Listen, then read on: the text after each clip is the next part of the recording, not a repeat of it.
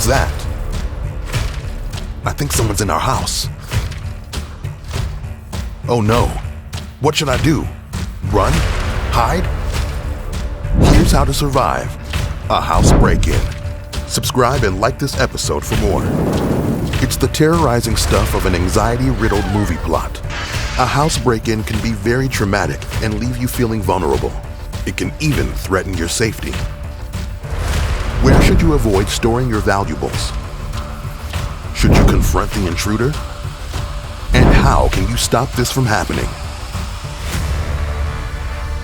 You could be stuck hiding under the bed or hiding in the closet, and there's no time to look for answers in a manual.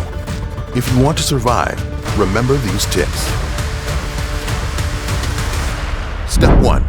Fight the fear. Try and calm yourself. Hearing a mysterious noise in your house may cause you to panic.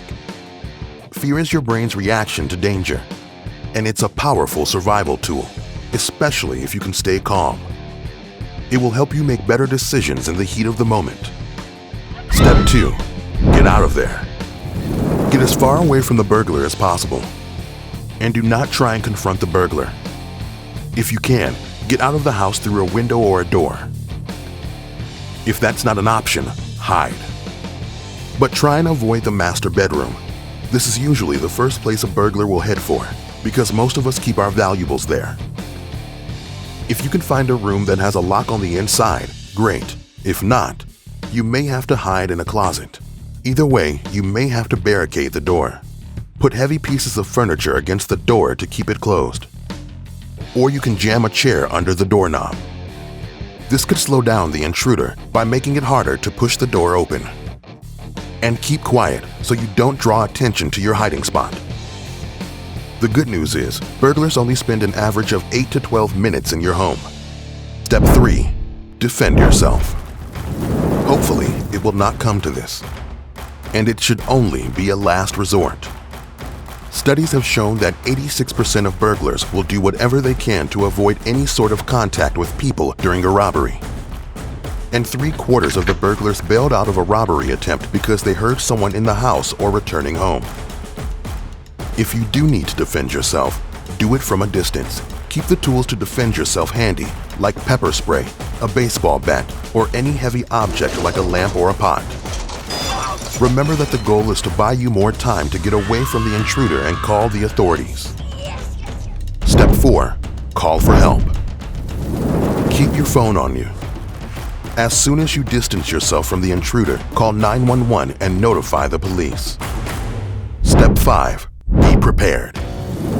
The best way to survive a house break-in is to not have it happen in the first place. Stash your valuables out of sight so they don't attract a burglar. This could mean making sure the curtains are closed and moving large items such as the television, stereo, or computers away from windows. Don't give the impression that you are home alone. Turn on lights in several rooms, even if you're not using that room. Keeping some noise in the house is also a good idea when you're alone. And maximize your home security. This means having locks on all entry points, doors, and windows. Keep your house well lit at night, and install motion detector lights. Installing alarms and security cameras may buy you some time before the authorities arrive. Take the time to know your neighborhood. This will help you identify any unusual changes and shifts around your house, including suspicious cars and activity on your street. And don't broadcast that you're leaving town on Twitter, Facebook, and other social media. Talk about your trip after you get back and make it clear that you're home. Being trapped in your home while someone rips off your belongings can give you a helpless and scary feeling, kind of like being trapped in a horror movie. How would you get yourself out of that mess? Don't worry, we've got you covered. To be prepared and stay alive, keep watching How to Survive.